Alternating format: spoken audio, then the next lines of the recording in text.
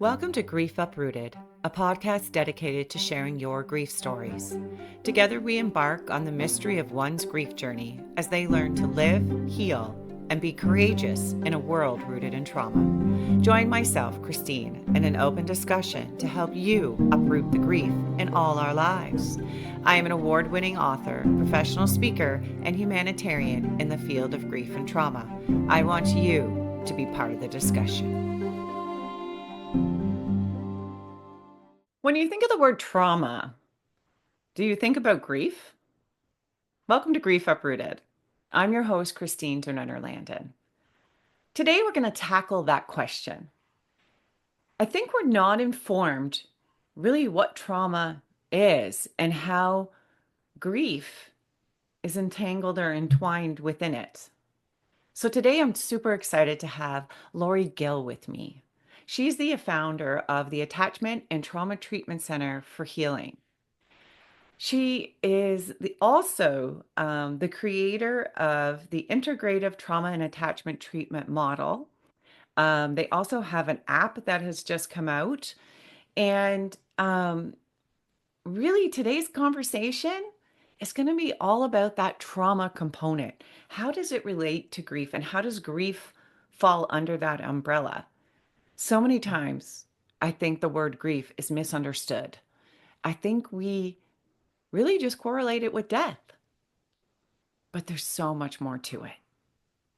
I'm excited about today's conversation because we're broadening our scope on what grief really is. I am so excited to welcome you, Lori. I know that I guess what I can say is I've been kind of in awe of your work, to be honest. And I have been following you for quite some years because I've always been in this grief sector. And when I've kind of looked at what you do, it's always been kind of that trauma sector.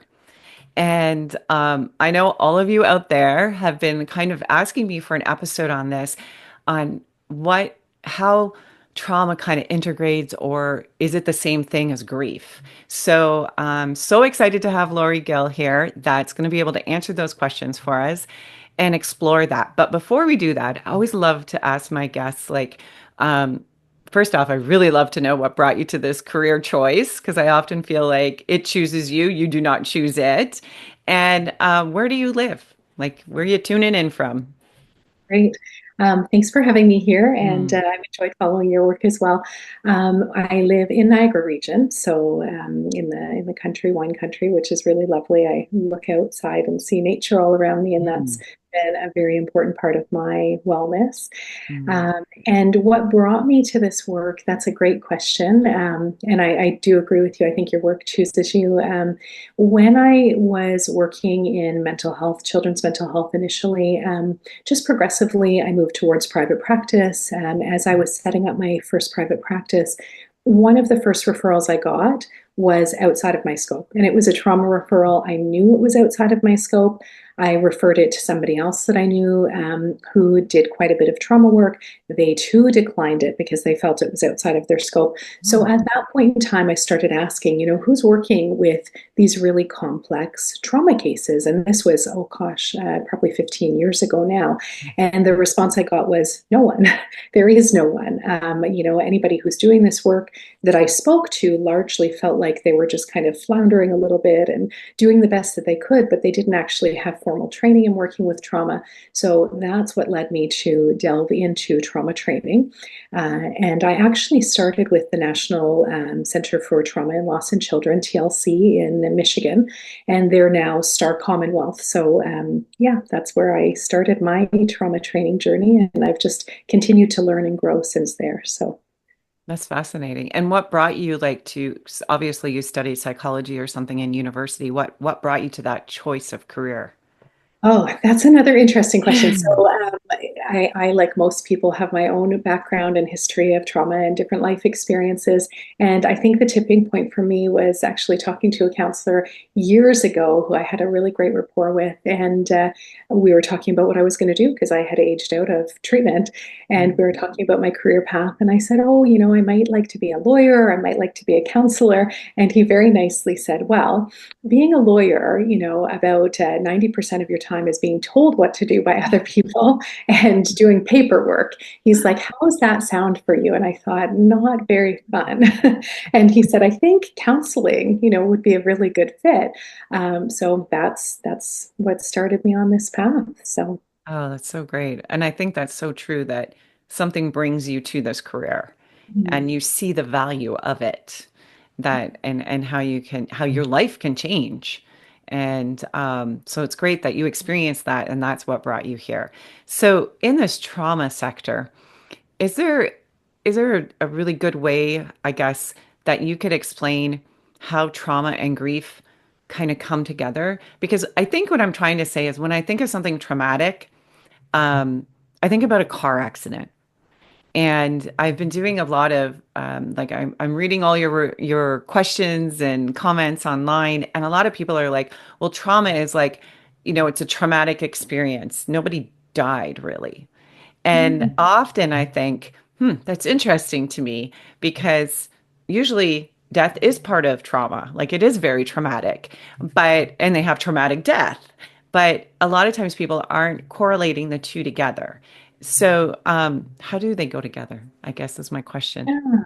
So one of the resources we use that I think explains this so well actually comes out of TLC that I mentioned earlier, Bill Steele's work. And there's a workbook that we still use because it's really good, and it actually differentiates trauma from grief. And I find that to be a really helpful resource. And there is so much overlap, but one of the things that they really walk you through is kind of how grief reactions tend to kind of stand alone. You're not typically seeing re-experiencing intrusions, the hypervigilance, unless it's Mm. traumatic loss, which in a lot of cases it is. Whereas with trauma, we see the trauma symptoms and all the grief symptoms as well. So there's a lot of kind of overlap there. With trauma, the key reaction tends to be terror, whereas with grief, the key reaction tends to be that tremendous sadness and sense of loss. So there are other things that are differentiated as well, but those would be kind of the core features. With grief, dreams tend to be about the loved one who is lost, whereas with trauma, the dreams tend to be about this sense of trepidation, right? The sense of fleeing, trying to escape. It may not necessarily be about what somebody actually experienced, but it's that core theme, again, of terror coming up as opposed to kind of the sadness or the loss. But we work a lot actually with complicated grief or traumatic loss. And so certainly we see a lot of that overlap where we have both. We have the grief symptoms coming up, we have the trauma symptoms coming up, and it all makes really good sense based on our experiences. Oh, that makes so much sense because just even interviewing people here on Grief Uprooted, when we have a death doula, um, the experience is, I don't know how to say this nicely. I'm sure you're all going to have comments. It's beautiful sometimes when it's the end of life for somebody. And, they have end of life celebrations. And this is a different form of grief because it is full of a lot of sadness and melancholy. And, this is happening. It's a human condition. It's something that happens to us daily. Just we're changing daily.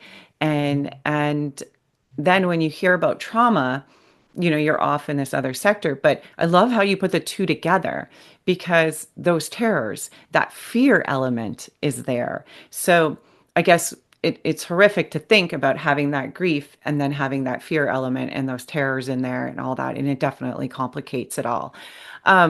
When you talk about this, like, is there anything out of there that would be like a technique that, you know, when we talk, like I talked to Andrea Warnick, who's so great in grief, right? Just so great, such a loving soul.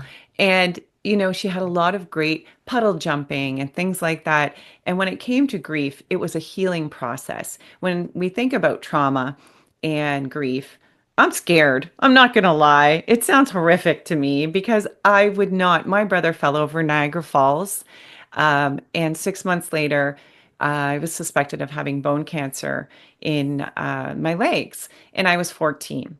The fact that somebody wants to go back and talk about this, or do I, do I actively run? I want to, but I'm so scared I'm going to hurt myself. I'm fearful of going to Niagara Falls for decades. I would never bring my children there. And now I'm past all this with time and with working with people like yourself. But, um, is there a technique that you prefer to use with people who are traumatized by different things? Yeah, and you highlighted actually really nicely with what you shared. Trauma really impacts the way that our brain works, right?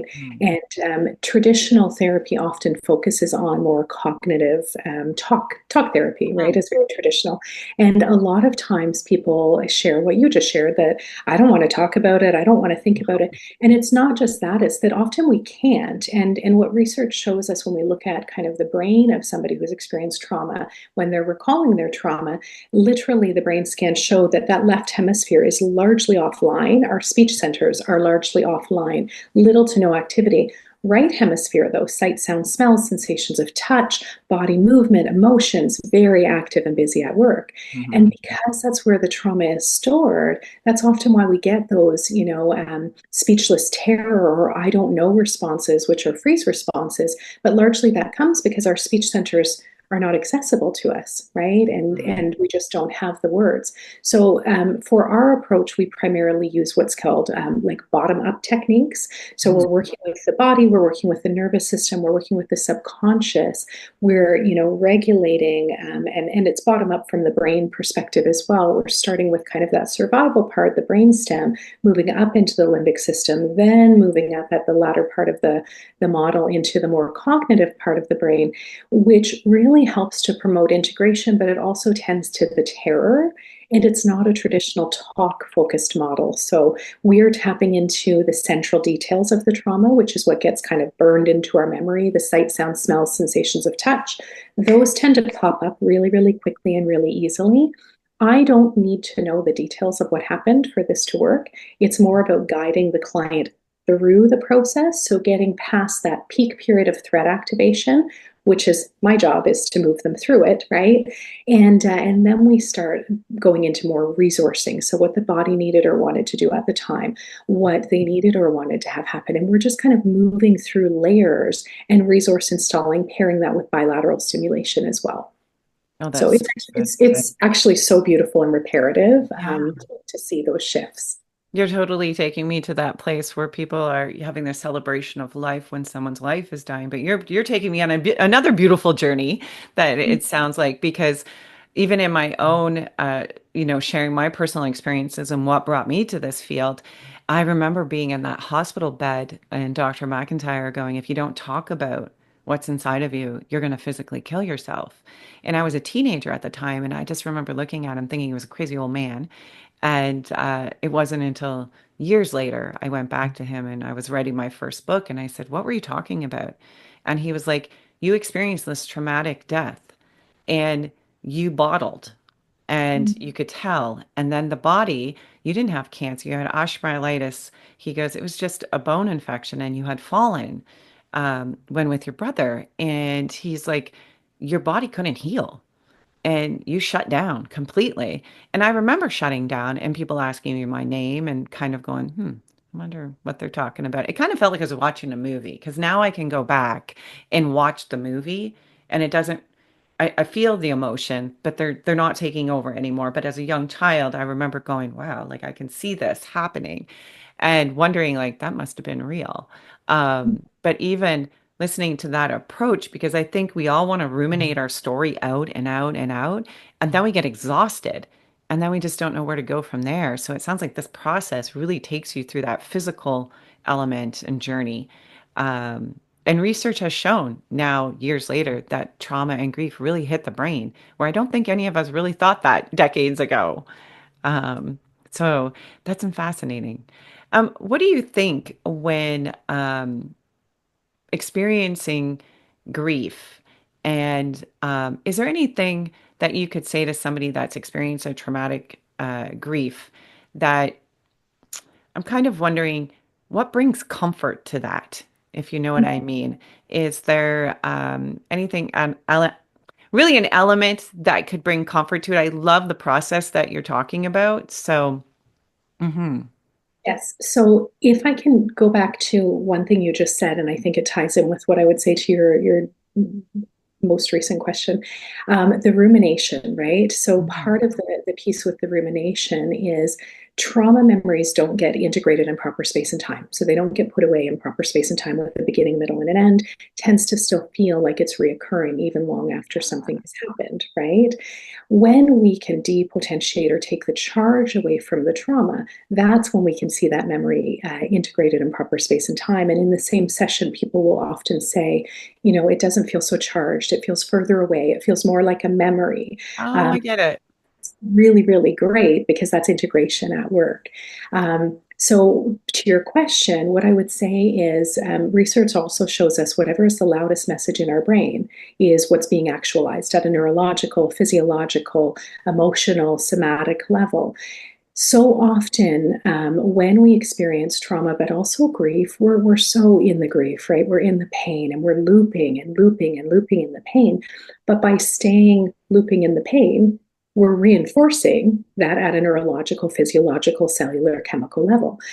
So I often say to our clients, you know, what's the message you're sending yourself? What's the message you'd like to be sending yourself? And it's so hard because with grief, the only way through it is through. You know, we know that. And we feel the pain, we move through it, but it's the moving through it that is the important piece, right? If we're just deepening into it over and over and over again, we're reinforcing. It's like we're creating ruts in our brain of this is how my body, my brain, my nervous system should be responding. If we can instead notice how we're feeling, right? Name it. Oh my gosh, this is loss. I feel tremendously sad. Hold space for it. I'm not saying ignore it, you know, Mhm. suppress it. That's not healthy. We want to acknowledge it. But then also consider, okay, what can I offer myself? Where do I want to be headed? Where would my loved one want me to be headed? Can sometimes be a really important thing to ask ourselves, right? What would they want for me to do with this? And then focusing on where I would like to go instead, that can be the thing that starts to shift what's happening neurologically, physiologically, emotionally, and helps us to anchor into kind of moving forward and healing. Oh, you said so much and I loved it all. I love the part that you said, and I don't know if I'm going to repeat it right. What's in the forefront of my brain is what's going to happen. Is that how did say that again? Everybody needs to So hear this. that's Joe Dispenza's work, but he says whatever's the loudest message in your brain, right? That's Mhm. what's firing. That's what's wiring. So if I'm perseverating in I can't do this, I can't do this, I can't do this, what am I telling my brain and my body and my mind? I can't do this. If Yeah. I'm laying in bed and saying I can't sleep, right? A much simpler analogy, but I work with clients with insomnia and I'll say to them instead when you're laying in bed, can you focus on regulating your breathing and start telling yourself instead I feel sleepy, hmm I Yeah. feel tired, right? And meditating on that instead. So we're directing our brain, our mind, our nervous system where we want it to go instead of where it's defaulting to. So true. And the other part of this that you talked about is a strong message that I love to say is grief is integrated. And it sounds like now, would you say the same as trauma? Trauma is integrated into who you are. It isn't something. So I guess my question is, first off, is trauma integrated into who we are? Like that experience has to make its way through us in order for us to be able to move forward and process. Is it the same? Yeah, only trauma and grief can do this as well, can certainly hijack us, right? And hijack our life. And I think although it is a part of us, it isn't all of us. And it can Mhm. feel sometimes all consuming. And it's like it's all of us, right? So I think a really important part of healing from trauma or grief is processing, you know, that hurt, the tremendous pain, so that yes, that is part of us, but it doesn't take up all of our space, right? All of our sense of who we are. We work a lot with post traumatic growth and helping people. I call it vicarious joy, right? I don't do what I do because I like to hear people's trauma. I do what I do because I love to see the healing that Mhm. happens and like this just beautiful kind of blossoming that can occur out of that post traumatic growth, out of the pain, right? And so that's integrating, but moving through, right? Moving through and beyond the pain. Oh, I totally can get that from a grief perspective. Um, the other question I have is it something that could halt? So there are those people that will bottle it and say, I'm not going to deal with this. So when we don't want to deal with it, and we just put it in a bottle and we put it aside, um, will it come back? And when it does come back, does it come back even stronger? Is there things like, I think a lot of times I'm hitting those in the mid 50s, we'll just say, and I feel like I'm remembering more of my childhood. And I know with working with veterans and things, the long-term memory is there. So when we have these traumatic pasts, does it come back if we try to bottle it, or we're hijacked and we bottled it, didn't even know we did. And then it's like, what the heck? Why is this coming back to my brain? And I know working with people, they'll say, I don't understand. This happened when I was 12, right? Mhm. And what is that? Why does it come back? Yeah. So lots there that you've asked. So can we kind of stuff it and bottle it? Absolutely. We can learn to disconnect from feel, but when we disconnect from feel, it's not just the bad stuff, we disconnect from all of it. So it kind of robs us of access to joy and happiness and the good stuff in life as well. But to your larger question, I see this a lot, and this is what brings probably most adults to see me is they've had trauma happen in childhood, loss happen in childhood, they've stuffed it, right? Mm. Continue on with life. Whereas a few clients have said, I put it on the shelf, I put it on the shelf, I put it on the shelf, then the shelf broke. And this is what brings a lot of adults to us is they've been functioning, they've stuffed it away, and then something happens, and I think this comes back to neurons that fire together, wire together. So Yep. when I experience a stressor in adulthood or later life, that my brain goes, oh, I know this feeling. This goes with all this. And then now all of a sudden, all this stuff I've stuffed is Mhm. like hugely in the forefront and quite debilitating. So that's what brings a lot of adults to us. And we have the opportunity to work with children as well. And I always say the earlier we can process this stuff, the faster, first of all, it is, because little kids form new connections just so quick. But the more effective it is in that we can kind of repair that earlier on so that it's not having that compounding effect of being stuffed and then triggered later in life. Mhm. When we don't resolve stuff, the potential is always there because of the associations in our brain. And our brain's first and foremost job is to make sure the body survives. The more emotionally charged a situation is, the more highly encoded it is in our brain, the more readily available it is to our brain. So, what that means is, those neutral memories, positive memories, they're great, but stuff gets filtered out, right? But our brain really pays attention to the stuff that's scary or very painful because, from a survival perspective, that's important, right? Mhm. So, when it comes to triggers and stuff coming up, quite often it could be a sight, sound, smell, sensation, or touch, but it could also be an emotion, an intensity of an emotion that may bring up stuff that's long been put away, but not actually ever resolved. So I always am a big advocate for doing our work in the time when stuff's charged so that we don't have to worry about something surfacing unpredictably in the future. And that's such a great way, like when working with children, so many of us, and I know so many of you listening, we see a traumatic event happen to a child, and then we're scared to take them. We're scared to bring them to a therapist or a center like yours because we're like, oh no, we're going to relive it all and it's going to be horrible. But that resolution, that was the key word I heard you say, because that seems to be the hardest part in traumatic grief. When people are like, I don't have an answer why this happened. And I'm just going to say it. We're dealing with murder. We're dealing with somebody blowing somebody up. We're dealing with things that are unthinkable, or accidents that you completely can't make sense of. You don't understand, and so you feel like you never get the resolution. And so I guess one of my questions to you is if you never get the resolution, like nobody knows the answer, I guess is the question I'm saying. And what how do you get the resolution then? I know for myself, not knowing the answers of why or how my brother had fallen over, Niagara Falls, eventually was able to comb through it all and came to the conclusion that he had hopped the rail to go to the washroom. And, crazy decision to make for a 19-year-old boy, but made complete sense. So when you don't get that resolution, what does the mind do? Great question. So I see this a lot as well. Left hemisphere really likes to form meaning out of things. It Mm, likes sequence, it likes order, it likes to make sense out of things. So this is what perseverates, right? And I hear this a lot. And we sadly work a lot with murder, suicide, all kinds of complicated loss as well. And, I think of one person in particular who really looped in, I don't know who killed my loved one, right? And so, although we had processed the trauma, we had worked on the grief, there's this perseveration around, I don't know who killed my loved one. And that makes perfect sense because left hemisphere is trying to figure this out, right? It's trying to make sense out of it. And I have found this simple little hack can be quite helpful. Now, I'm usually pairing this with processing as well.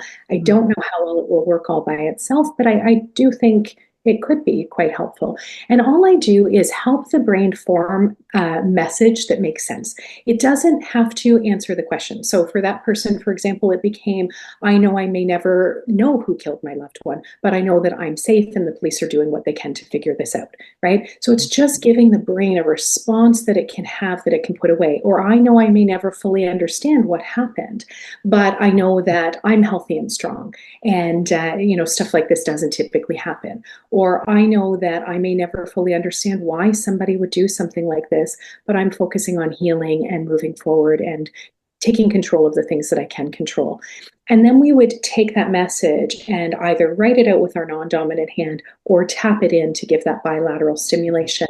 And all this is doing, both of these are bilaterally stimulating exercises. So it just helps to promote integration between right hemisphere and left hemisphere. So we're tapping into that emotional felt state, right? Our emotional experience, our senses, movement, as well as forming meaning at the same time. And it just makes it that much more embodied and more integrative.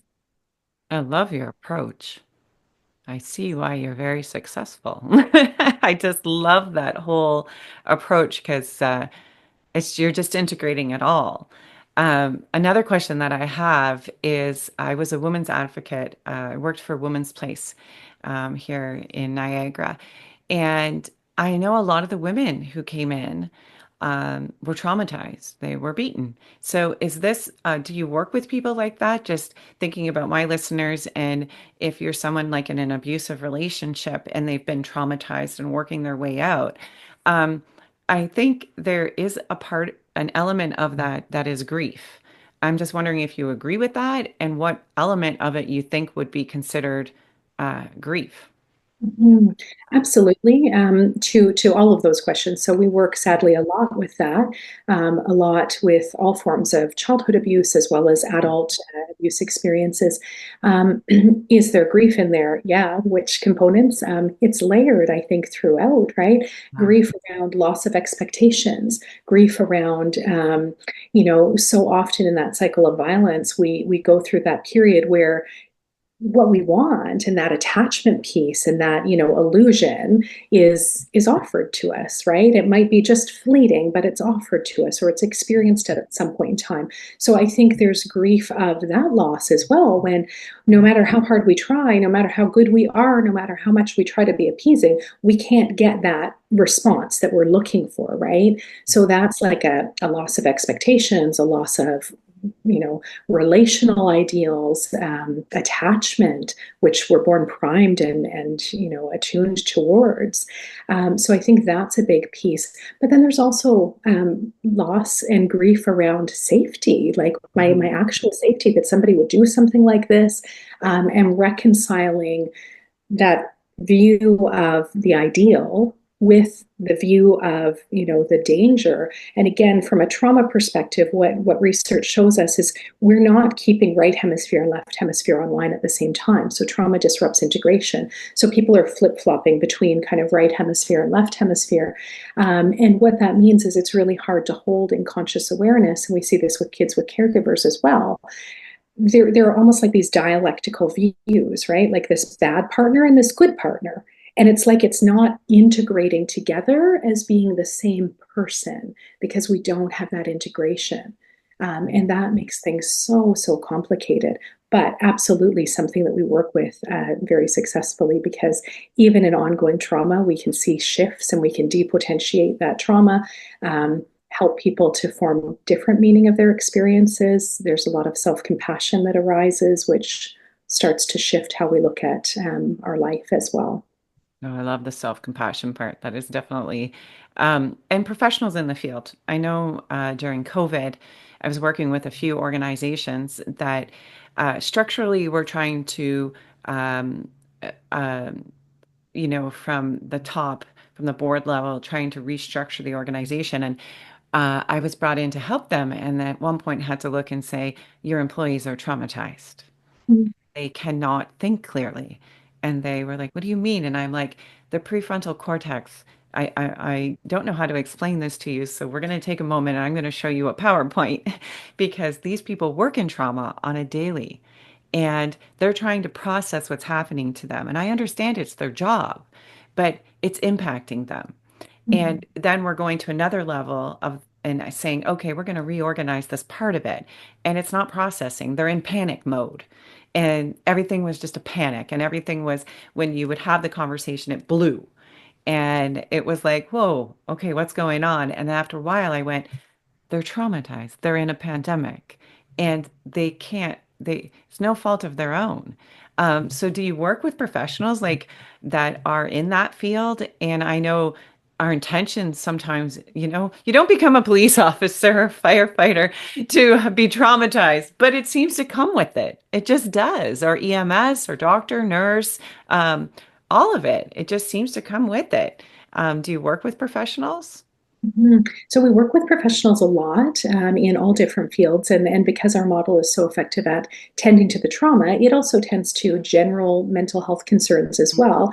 But I would say also something to keep in mind is the pandemic for so many people stirred up predormant underlying traumas because there was so much paralleling with maybe earlier experiences. Remember, you talked before about stuffing stuff, so we may have put stuff away and yeah, and I will say I work with a lot of professionals that do this type of work, even. And they'll often come in and say, well, I know this stuff. I teach this to my clients.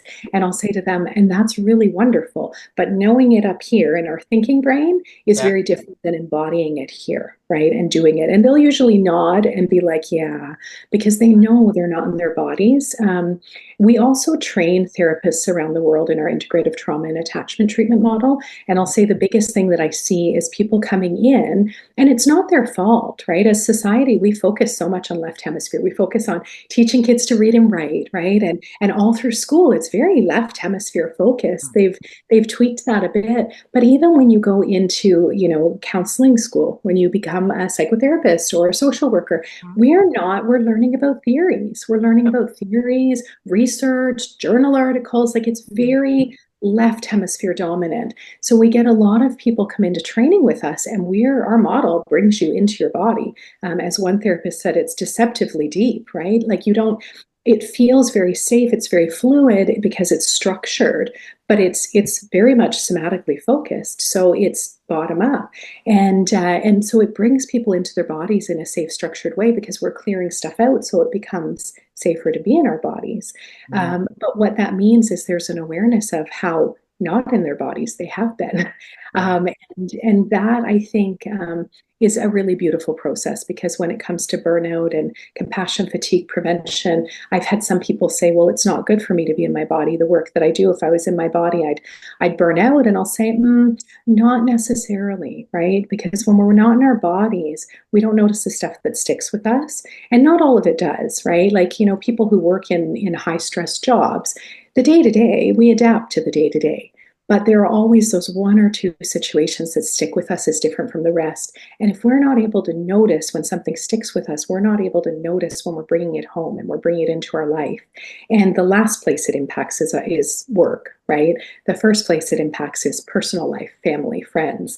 Mhm. It's that progression. So I think it's so, so important to do our own work and be aware of our own responses so we can notice when something's off and tend to it. And it doesn't have to be painful. It can be quick and easy, actually. And that's so true that, it's once we get into our bodies and out of our brains, sometimes I just think that's so much easier. I just turn the brain off for a little bit and let me just sit in my body. It really feels like healing is coming, healing is happening. And then eventually I'll make it back to my brain. So we're going to just take a quick break and then I want to talk to you a little bit more. We'll be right back. We interrupt this podcast for a dirty moment. So, my dirty moment when it comes to grief would be in moments when I'm human and emotions become charged. Even though I have all these resources and tools, sometimes we can flip our lid and kind of lose access to that knowledge. And just being able to kind of pause and anchor back into the resources that I know work for me, what I know to be true. Um, the good qualities, characteristics, traits of the person that I'm missing, and really, like I said, anchoring into that by tapping it in, embodying it, feeling that person's presence with me can be so incredibly healing. And I see this with clients as well, where when they're really missing somebody, being able to pause, hold space for that pain, hold space for the intense emotions that come up, release those intense emotions, and then come back to tending to what's needed and wanted is very reparative and healing. So, one of the things I really wanted to kind of tap into, and right now, what's happening in our world. And I did a little episode, just a 5 minute little video called Political Grief. And I cannot believe how you all reacted. Thank you very much for sending me your comments and everything. But everybody really just sent a lot of hearts and a lot of, and I thought it kind of reminded me of COVID, where everybody is hurting. Doesn't matter what side you're on, just really doesn't. What matters is that we're all kind of sitting here scared with anxiety. And when I look at our youth, and just the things they've experienced in this last 6 or almost a decade, you know, and the way that we're handling their trauma and grief. I'm hoping we're way more active. I know we are because when I was in high school, grief did not exist. I would love grief and trauma to be taught in school.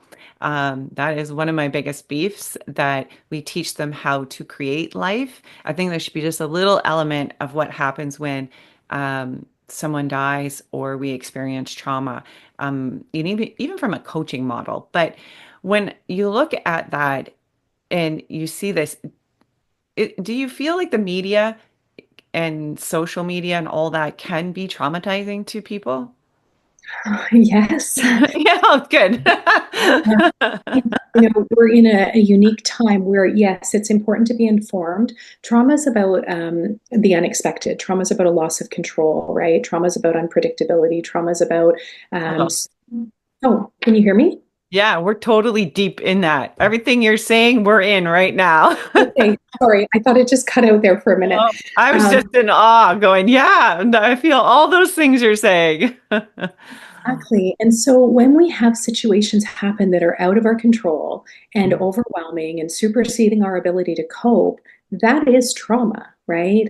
And I think, unfortunately, some of the drawbacks of media, and this is for myself as well, I've seen stuff that, and I think it's important to be aware of what's happening in the world. So don't get me wrong. I don't want to kind of walk around with blinders on. I see and hear more than most people do about horrific things that are happening in the world.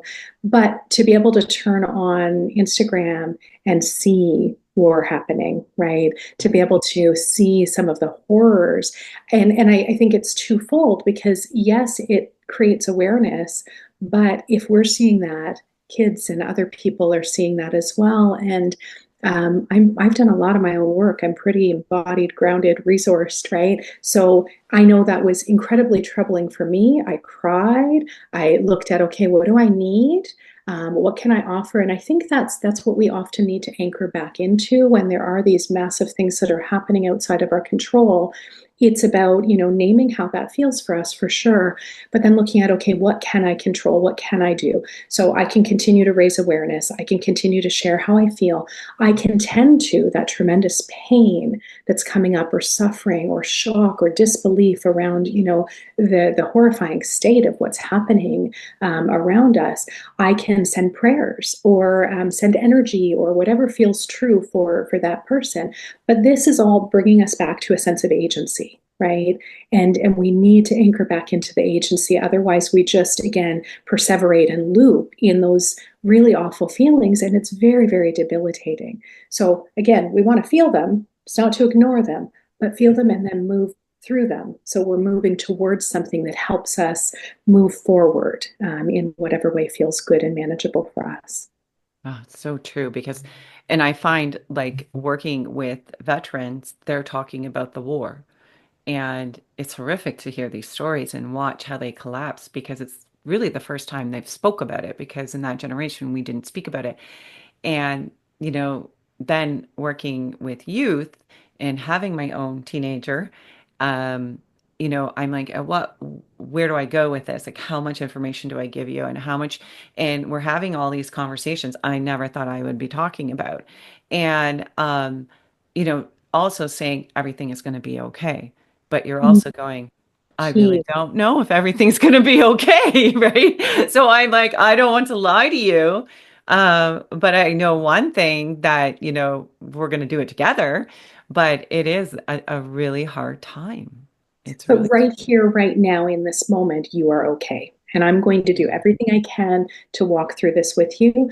But again, trauma's about that loss of control. So if we have information available to us, and it should always be age appropriate. So a teenager mm, is going to get different information than a 4-year-old. And mm, developmentally, our brain needs different information, right? Um, and but when we can give information, it actually restores power and safety and control. So that's really important. Age appropriate, yes, having support, knowing that you don't have to do this alone, and then anchoring into what we know right now. Right now, you're safe, right? In this moment, you're safe. wow. So good. Promise, I have one more question. Then I just find this so fascinating where you're going. So I was going to talk about trauma through the generations because I notice when trauma happens as a child, you may not see it or grief is experienced. Then as a teenager, it's experienced again. Then as a young adult, it's experienced, and then it's experienced again later in life. Just like the veterans are really reliving the war now because back here we never talked about this. There really was no therapist. We just put it behind us and move forward. And so, um, is is that part of the process when we experience trauma that it continues to go through the decades with us and we experience it in a different form? Mhm. Unresolved, yes. So, and for the veterans too, the other piece that I'll mention is they're so deconditioned, right? They're conditioned to respond and to disconnect from feel and to react, right? So there's so much of the process in these high threat, life-threatening jobs that happen to unfortunately keep us alive in the moment. But when we carry that forward with us and we're still living as though that threat is there, it really impacts our life in so many other ways. Mhm. But back to your question, there's two pieces to that. I think it's probably most important to highlight that timing does matter, right? When something happens is critically important.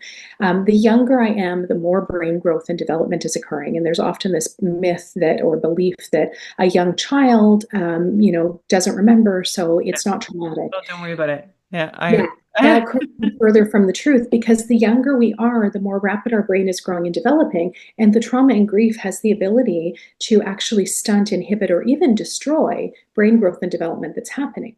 As we age, there's less and less brain growth that's happening. And I mean, really young, like our first year of life, our brain grows more rapidly than it does in our entire life. And 5/6 of that is attachment driven. So, those supportive relationships we have around us, or the lack of that, really has a massive, massive impact. So there's a compounding effect for sure if we have trauma happen at an early age, and then we have trauma happen again, and then we have trauma happen again. It really is shaping how we view ourselves, how we view the world around us, how we respond to the world around us. Um, Does it carry forward with us if we have a single incident trauma earlier in life? Absolutely, right? Because, like I said, trauma doesn't get integrated in proper space and time. So if it feels like I'm still under this deck and I'm about to drown and I can't escape, I'm going to keep feeling like I'm in that state until it's resolved.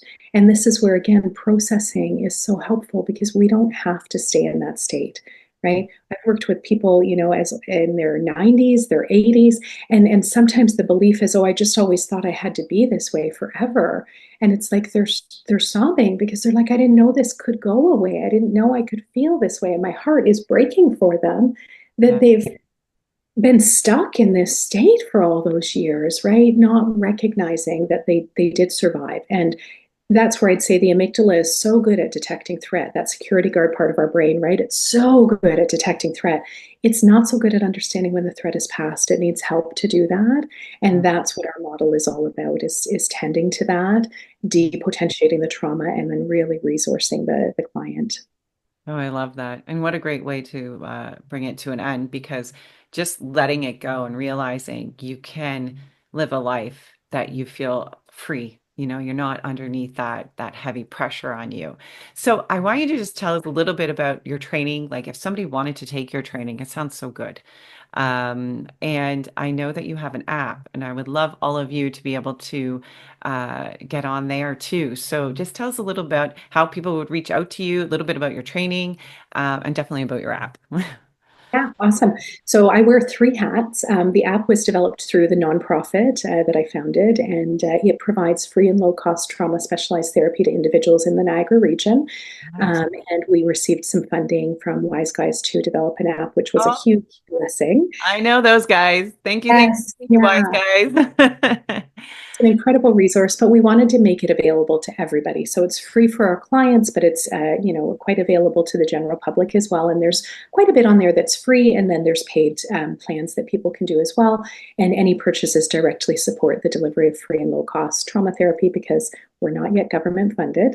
Yeah. Um, and then we also, I run a fee for service for people who can afford to pay and do have benefits and resources, a similar treatment model. And then my other hat is training. So training professionals around the world to do the work that I do. And I love that work. I love building capacity in communities and in agencies to do trauma processing because people don't have to be stuck in the pain. And I think, if I could offer one really key message as a takeaway, it would be that. A good friend of mine, when it comes to grief and loss, Anne Marie Lockmeyer, I don't know if you've spoken to her. She wrote the book When Your World Stops, Yeah. and such a tremendous resource. But she says, we grieve deeply because we love deeply, and it's such so fitting, right? We really do. And sometimes with grief, people learning our model will be like, I don't think it worked. And I'll say, what do you mean? And they're like, well, they're still sad. And I'm like, well, it's not magic. What it does is it takes the charge away. So afterwards, people will feel like the intensity is not so charged, right? There's some closure, there's some resolution. Um, it's not magic, but it does shift. It does and can shift and soften over time, right? And one of my favorite things is to really anchor into that connection and the resources that we did have, with that person, the experiences, and really tap it in. So Yeah. again, it's not just up here, but and sorry, I might be jumping ahead, but I just was thinking of it like, I have people that I love and miss so dearly. And sometimes when I'm really missing them, I'll just imagine that I'm wrapped up in a hug and I tap it in and I swear I can smell them and feel them. And it's just like they're right there. And again, that's anchoring into something I can control. And I think that sometimes we need to realize that it's okay to be sad. I Yeah. often, when I'm running my grief camps, had the honor of last year running two Indigenous grief camps and working with two amazing reserves. And just being able to realize it's okay to cry, it's okay to feel. And, I often, when I run a grief camp or I've did deployment for like September 11 terrorist attacks and aided, I would come home and the children would say, "What's wrong?" And I would be cooking dinner and tears are running. And I'm like, "Oh, my soul hurts." And the kids would be like, "What?" "I hurt." And it's okay. I can talk, I can function. I know many episodes of the podcast, I do the same. When somebody is sharing their grief story, it's okay to allow my emotions to show. I'm not sobbing, but I will tell people it's okay to cry. It's okay to be sad. That's part of it. And grief is definitely the opposite of love. So you should be so proud of yourself that you actually loved somebody or something unconditionally, and now you're feeling that pain. So I'm just going to ask you another question because I'm asked all the time to take the training. Um, do you have to be a psychologist, or who's the training offered to? I get asked this question all the time. Yeah, By great. Two streams. We offer two streams. So we have one stream that's more a practitioner, so really anybody can take it. Mhm. We have a 1 day training that's more just about trauma informed. So I find most people that aren't working in any kind of helping profession at all aren't going to do a whole certification, but sometimes they do, and Mhm. they can. And that's the trauma informed practitioner stream. And it's really open to anybody wanting to learn to do trauma integration work and can be incredibly helpful. Awesome. The other stream is a clinical stream. So for the clinical stream, you do have to be working in a clinical role. That might be a psychiatrist, a psychotherapist, a social worker, a child and youth counselor, somebody though, a nurse practitioner that's working as a psychotherapist, nurse, or with that designation. So somebody who's in a more professionally Mhm. oriented role, and we just delineate between the two for designation purposes. So the content's very similar and overlap, but we want to be clear with people's Yeah. designations, their roles. I love that. I'm more the practitioner. I often tell people I own two other corporations, and this one is my favorite. and and it just came out of experiences in my life. So I'm often encouraging people to take training like that, Mhm. not only to help others, but sometimes people come on and they've taken this amazing training and they've walked themselves through it. And that education component has helped them, where they're like, it was different than going and talking about your trauma. When you go to actively learn about it, sometimes we heal through that. And then some amazing books come out of that also. Yes. So I love all of that. So what's your website? Just tell everybody your website, and how do we find this app? Okay, so the website that links to all three sites would be www.attch.org.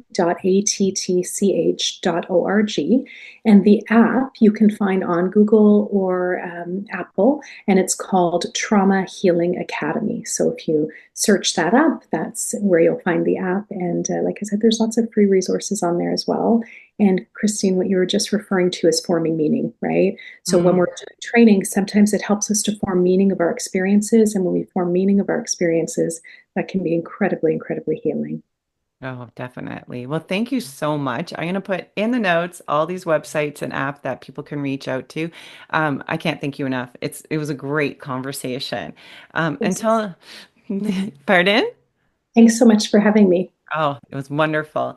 And as usual, it is only together that we grieve, and it is only together that we heal. Thanks for tuning in. Take care, everybody. Bye.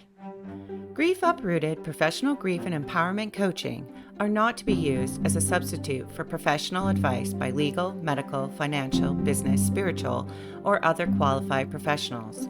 All our products and services are designed for grief empowerment through learning and sharing of one's lived experiences.